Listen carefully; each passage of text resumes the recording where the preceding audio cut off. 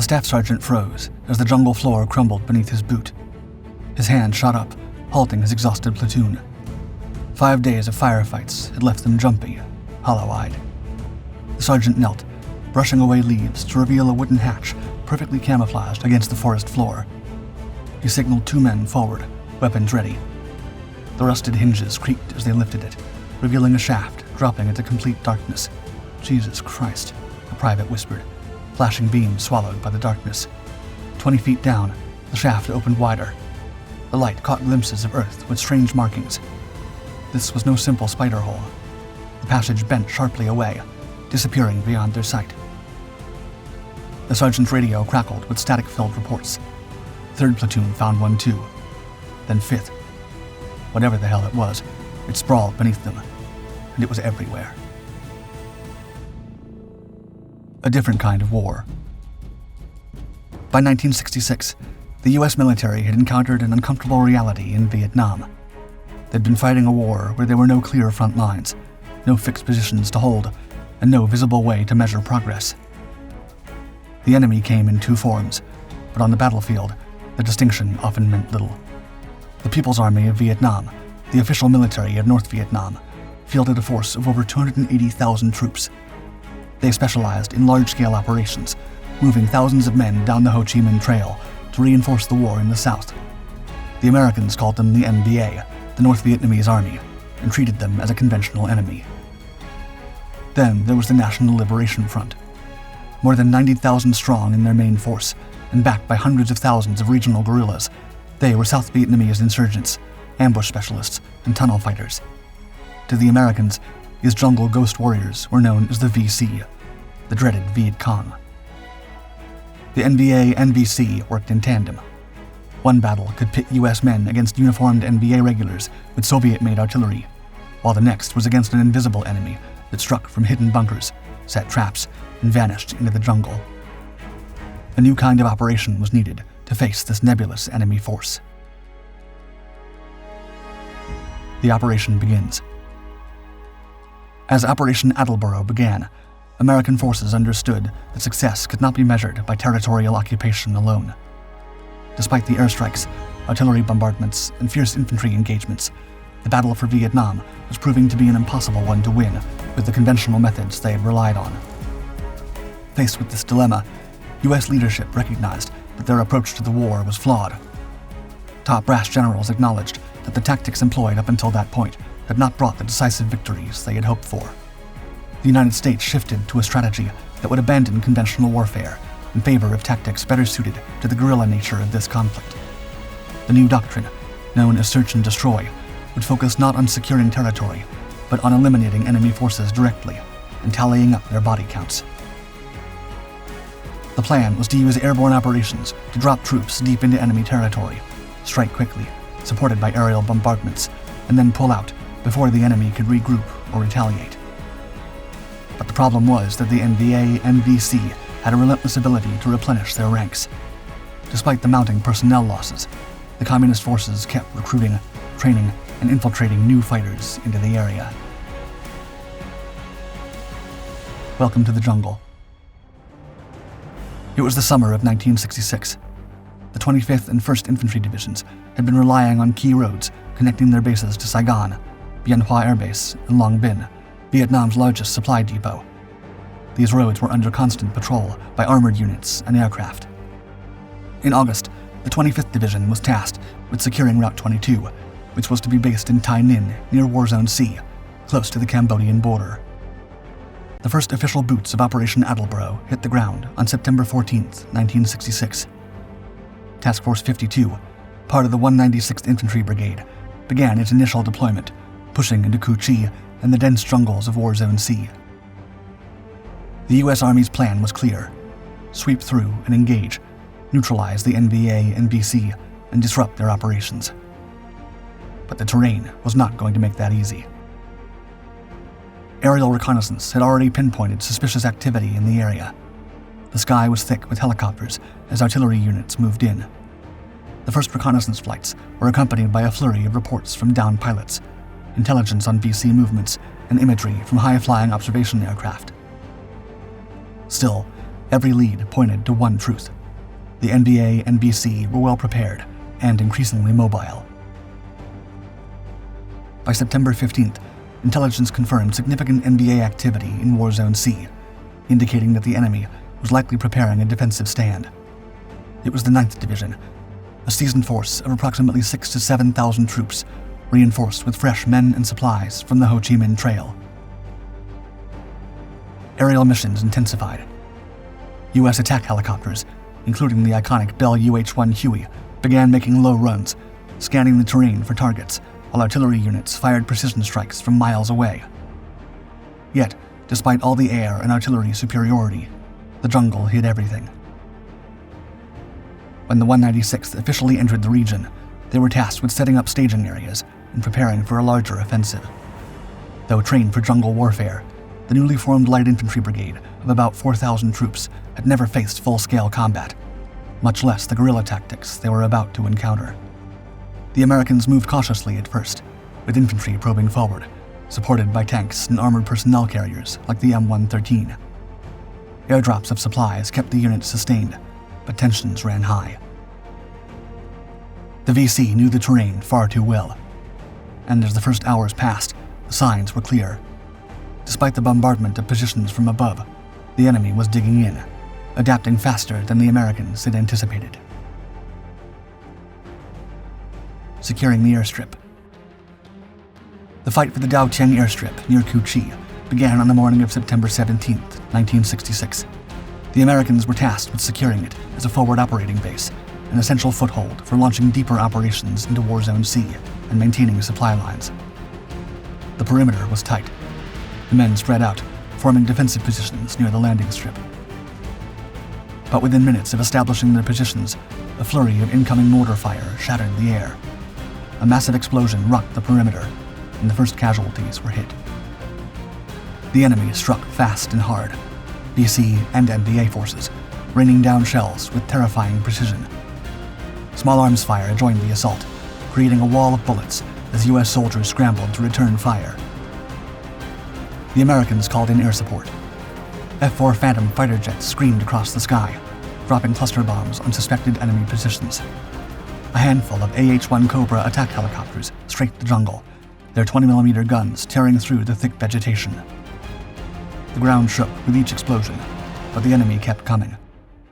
Even as their forces were targeted from the air, NBA and BC soldiers fought through the smoke, firing mortars and engaging in close-quarters combat. By 3 p.m., the NBA and BC launched a second wave of attacks, this time aiming to overrun the airstrip from the east. The Americans, now fortified behind sandbags and armored vehicles, fought back with M16 rifles and M60 machine guns. The NBA and BC were relentless, pushing forward with a desperation born of knowing their supply lines and communications were at risk. The situation stabilized in 2 hours. The Americans held on to the Daotiang airstrip, but at a heavy cost. The jungle around them was littered with the fallen, and the Americans had sustained significant casualties. Medics worked furiously to patch up the wounded. As the sun began to set, the Americans took stock of the wreckage. A grim realization set in. The NBA and BC were not defeated. They had retreated into the dense jungle and were regrouping. They were far from finished. Nebulous perimeters. After the first skirmishes around Cu Chi, U.S. forces realized conventional battle tactics no longer applied.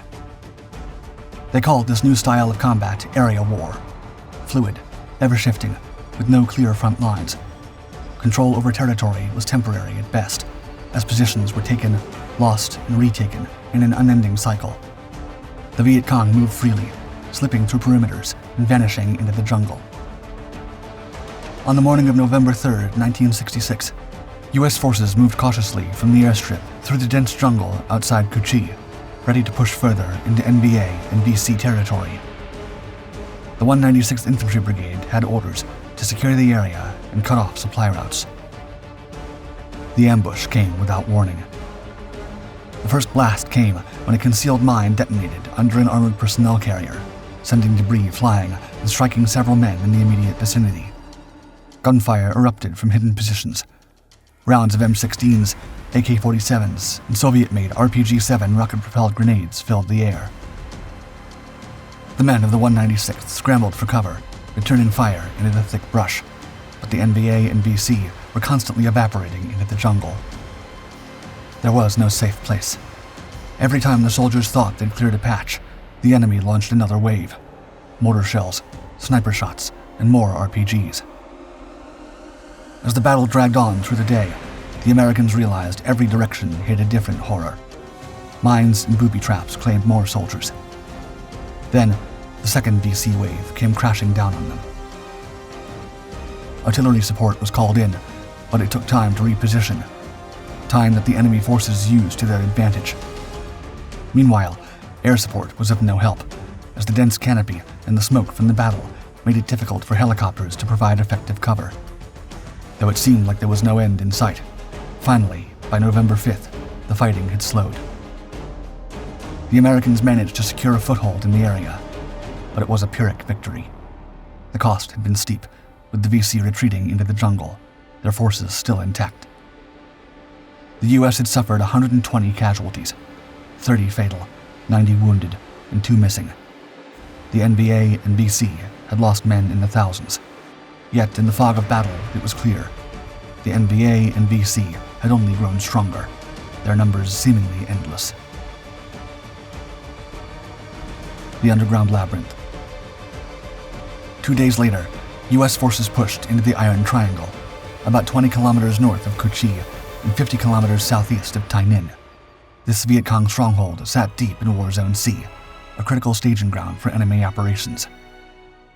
The Americans had braced themselves for dense jungle and heavy fortifications, but nothing could have prepared them for the underground maze that awaited. Beneath their boots, the vast network of VC tunnels lay hidden, making each step a gamble. One wrong move could trigger an ambush or set off lethal traps buried in the earth. These underground networks weren't just hiding places. They were supply lines, escape routes, hospital facilities, and the heart of the VC's guerrilla tactics. Despite not fully grasping the full extent of the VC's tactics, US forces had no choice but to adapt. The first hours before the assault were marked by cautious movements through thick jungle. The air was heavy with the sound of helicopters overhead, Hueys providing reconnaissance and air support, while Cobras began strafing known enemy positions. The ground troops moved with precision, their rifles at the ready, each step taking them deeper into enemy territory. Suddenly, the first resistance came in the form of an intense mortar barrage. The Americans quickly dispersed into cover. Then, just as the infantry recovered and began pushing forward, another explosion rocked the area, this time from a well-placed anti-tank mine. The blast tore apart an M113 APC, sending shrapnel through the air and cutting down several men in its wake. The battle escalated quickly. The BC, entrenched in the Iron Triangle's elaborate tunnel system, fired from hidden positions, emerging only to strike and retreat. Snipers positioned in the tree line picked off soldiers whenever they broke cover. By noon, US artillery finally managed to target the enemy's forward positions. 105mm howitzer blasts reverberated through the jungle as rounds tore into the NBA and BC positions. Airstrikes followed soon after, phantoms screaming overhead, dropping bombs onto suspected enemy strongholds. Search and destroy allowed the Americans to reach deeper within the Iron Triangle's perimeter, but enemy forces came at them with ambush after ambush, and for every soldier the US forces struck down, it seemed 2 of their own took their place. By dusk, the perimeter was established, and the enemy forces had been forced to pull back. But their retreat wasn't a defeat, it was a strategic withdrawal.